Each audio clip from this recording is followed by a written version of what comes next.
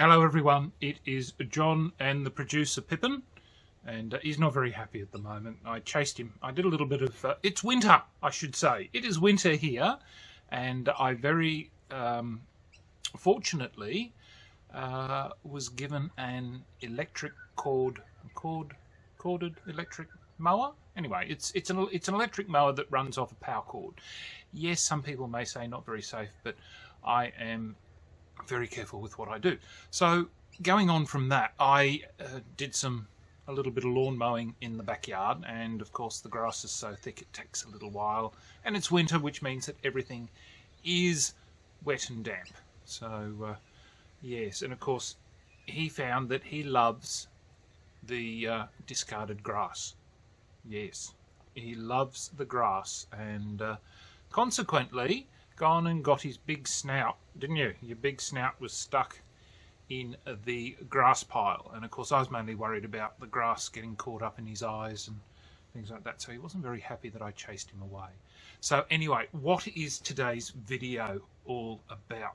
Well, I have been very, very lucky to have been able to pick up some second-hand games, and that's mainly been due to the fact that some friends have been selling their games, and just some buyers who are prepared to help out an old man who can't get around. And I've been very lucky in the fact that some people have actually come and delivered the games to me, which I am incredibly thankful for. And it just shows that there are some kind people out there in the community who are prepared to help. And, you know, really, I really do appreciate everything that people do for me. Anyway, what we're going to have a look at is we're going to have a look at what it is that I've managed to pick up. Now, normally I do an unboxing, but hey, look, it's a second-hand game. It's not really an unboxing, is it? So instead, I'm just going to show you some of the games that I've picked up, which I got really, really excited about. So I was finally able to pick up Nemos War. I believe this is the second edition, and as yet, haven't played it. Not quite sure how to play it yet, but I will get to it. But so happy, so many good reviews about Nemos War that, look, I just could not help myself and grab myself a copy. So that was one of the ones that, one of the good ones that I picked up. Well, actually, they're all good ones. The next one, oh, I was so pleased, Elfinland. And I've been looking for this one for quite some time. And it got the Spiel des Jahres in 1998, and of course people go, oh, you know, and I'm there going, look, we all have to start somewhere. In 10 years time, or even a year's time, people will look at what they thought was the latest and greatest board game and go, oh, that's a dreadful game, look, the mechanics are so much better now, we've done this. And they're going, so what? At the time, the game was very popular, and it met everybody's niche, or met a lot of people's niche anyway. So I am quite happy to have this one. So Elfinland. Then I thank my friend Carmen for this, because she says, oh, have you got a copy of Colosseum? And I'm there going, no, what's Colosseum again? And then once I saw the cover, and I thank Carmen very much for having me chase this one down. And I'm really happy that this is now in my collection. Yes, I'm a very happy chappy today, aren't I? But that's because I'm showing off what I'm really excited about, having gotten into my great library of games. Yes. So Colosseum, interesting though, because it's minimum 3 people to play, which I wasn't aware of. But hey, look, I'm pretty sure I can get at least 3 people to play this game. Certainly 5 if I need it. So Colosseum is another one. Then a one that always upsets people, well, mainly because it's all about colonialism, isn't it? Afrikaner.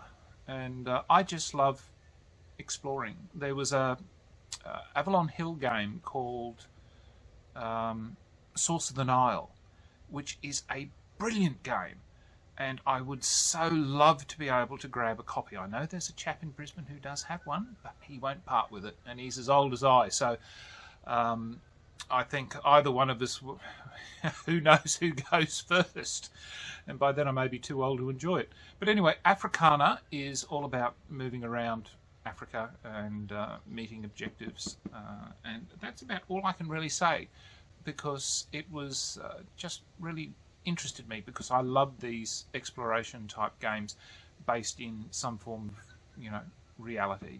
We can't change the past, people. It is here, it will always be here. Trying to hide it is denying that you are a person. So yeah, Afrikaner, really enjoyed. Then, well, I will enjoy. Stop getting, I'm always getting excited, aren't I? Yes, excitable today. Maybe it's medication. No, I've stopped taking the medication. 5 Tribes. Yep, no idea. It was there for sale, and I just went, look, I'll grab it anyway, because at least, you know, it's no longer in my friend's library, but it's now in mine. So if anybody's ever looking for a game of 5 Tribes, they know where they can find one. So 5 Tribes was that. Then one that I'm really glad I did get secondhand, because quite frankly, I really don't have a high opinion of this game, and that is Thunderstone Quest. Too clunky. The first two, Thunderstone and Thunderstone Advanced, I think, are far superior to Quest. I'm sorry. I'm glad I did get it secondhand, because I've sort of continued on. I sadly don't have the first edition, but I do have Thunderstone Advanced and all its iterations. So, rather disappointed with this, but some people like it. I think there's an expansion or another set coming out for this, so obviously it must be doing well. Yeah, so that's, oh dear, that is Thunderstone Quest. Then some little games I picked up was Hero Realms. Yes, I got Hero Realms, as well as 2 of the... Oh, here we go. Let's see how well I can juggle. I'm just going to stick that off to the side. And we'll go... Look, I picked these up. Really, really happy. Yes. People are going to say, look, I'm really tired of your really, really happy attitude. But look, when I get games, you know, I'm just over the moon. Even if I don't get to play them straight away, at least I know they're in my collection, and that there are many other people who like to come around and browse my shelves and go, oh, we must play this. And I'm like, that's good. When? But look, that's Hero Realms, and 2 of the little campaign, I think they're campaign boxes is what they call them. One that I picked up and I did not realise, I've done an unboxing of this because it came in shrink wrap, is Akritiri. And it's a 2-player game. I had a look at it. I set up a solo, how to try and work out how the game plays. Reminds me very much of Suro, with the moving your boat around the Aegean or around the islands and things like that. But honestly, the game mechanics are really simple, and I think it is quite decent. So quite happy to have picked. Pardon me. Yes. Pick that one up. Now, one that I've wanted for a long time, but it's just been too expensive, is Splendor. And some people like it. Sadly, a lot of people I know don't like it, which is why it seems to get sold a lot. So I don't mind, because it's still a good game. Nothing wrong with it. Absolutely nothing wrong with it at all. So Splendor's hit my shelf. And now the last one that I picked up, I've been wanting Glenmore 2. Well, why get 2 when you can get the first edition? And the first edition is, I had a quick look at it, and it doesn't seem to play a lot differently. Well, there's some minor changes between this one and the second one.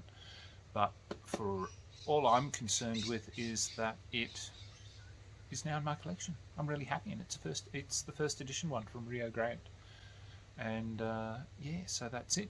So look, honestly, second-hand games, particularly here in Australia, it disappoints me sometimes, because sometimes people, particularly if you know, if the sales are being offered interstate, that the price that they're asking for, and by the time you put in postage, you may as well go and buy the game brand new, particularly if it's something new and popular that's floating around that everybody wants a copy of. You know, it's just not worth it. Might be okay if you're in that particular area, and you know, $20 cheaper than anywhere else is maybe seen as a good price.